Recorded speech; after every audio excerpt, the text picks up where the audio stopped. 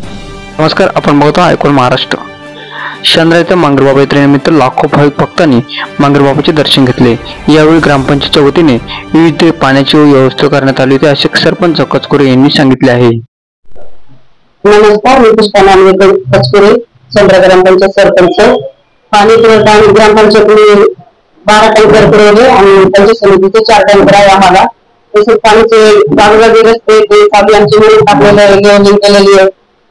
CCTV कॅमेरे आमचे रस्त्याला स्पीकर लावलेले, परत आरोग्य विभाग आमची शासनातर्फे अँब्युलन्स वगैरे भरपूर काही याच्यासाठी केली.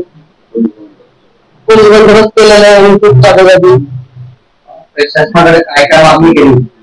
आम्ही प्रशासनाकडे आपले पाण्यासाठी आणि लाईट साठी हे मागणी केली. लाईट तुम्ही जास्त कमी पुरवठा होता? हो, लाईट नव्हती आम्हाला. आता तर लाईट नव्हती ना, यात्रेच्या दिवशी 27 तारखेला आता तर लाईट नव्हती.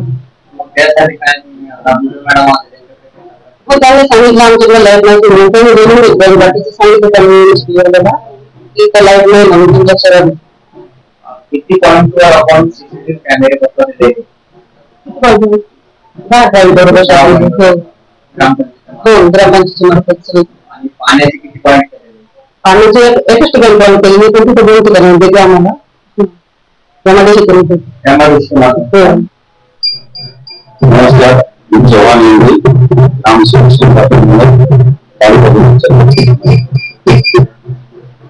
येथे मी मागील 5-8 महिन्यापासून कार्यरत आहे. आणि यात्रा ही पहिल्यांदाच मी यात्रेचं कामकाज पाहतो. यात्रा नियोजनासाठी आमची जिल्हाधिकारी कार्यालय झाली होती. त्या अनुषंगाने आम्ही त्यातील त्यांनी ज्या सूचना दिल्या होत्या त्या बहुतांशी काटेकोरपणे ग्रामपंचायतीमार्फत पाळण्यात आलेल्या आहेत.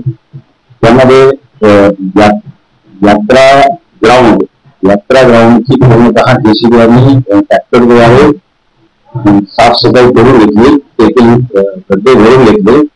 निर्माचे काही रस्ते कटआउट होते निर्माचे ते भरून घेतले आणि यात्रेकरूंना जाण्या येण्यासाठी स्टॉल लावण्यासाठी व्यवस्थित देण्यात आले. त्यानंतर लाईटची व्यवस्था करण्यासाठी आम्ही एमआयडीसीकडे पत्रव्यवहार केलेला आहे आणि एमआयडीसीने आम्हाला कोटेशन सुद्धा दिलेलं आहे. परंतु 27ला म्हणजे काल रात्री मध्यंतरी गॅप पडल्यामुळे नागरिकांना पाण्यासाठी थोडासा त्रास सहन करावा लागला आणि पाणी पुरवठा आपण एमआयडीसी फायर ब्रिगेड ऑफिस मधून गावाच्या यात्रेसाठी उपलब्ध करून दिलेला आहे. त्यामध्ये ग्रामपंचायतीने 12 टँकर खासगी टँकर लावण्यात आलेले आहेत आणि त्या सुद्धा संदर्भात एमआयडीसीची रिसर्च परवानगी घेतलेली आहे. आणि हे खासगी 12 टँकर प्रत्येक रस्त्याने जाऊन जिथे जिथे आमचे भाविक भक्त बसलेले असतात त्या ठिकाणी जाऊन त्यांना पाणी पुरवठा करतात. आणि शासकीय टँकर आपल्याकडे 4 चालू आहे. 22,000 लिटरचे 4 टँकर आहेत आणि ते प्रतिदिन 2 खेपा म्हणजे एकूण 8 खेपा करतात. त्याद्वारे गावात आणि परिसरात पाणी पुरवठा होत आहे. त्यानंतर सर्व यात्रा काळामध्ये सर्व नागरिकांना सूचना देण्यासाठी गावात सर्व ठिकाणी आम्ही स्पीकरची व्यवस्था केलेली आहे आणि त्यासाठी कंट्रोल रूम स्थापन करून तिथून पूर्ण यात्रा आम्ही करत असतो.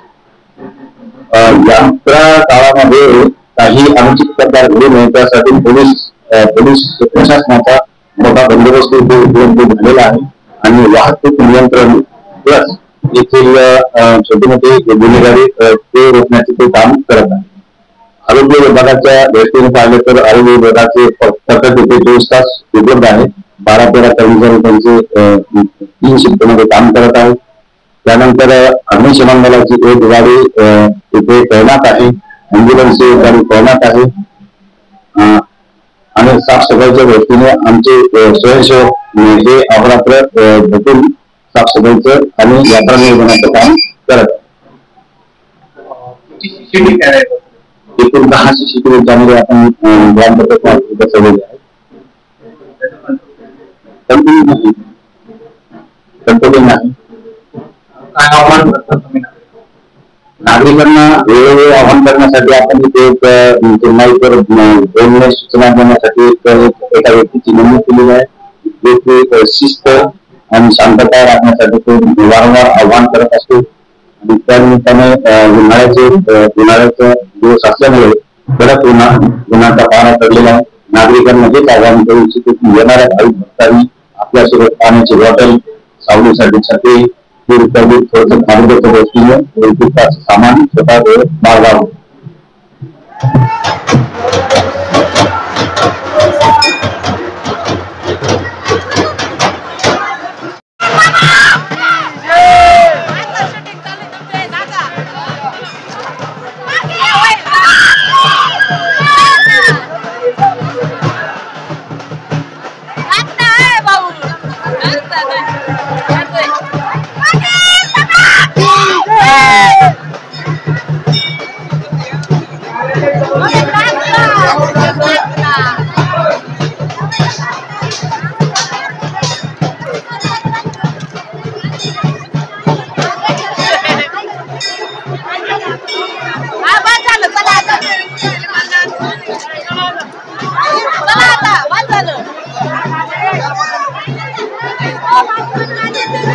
चला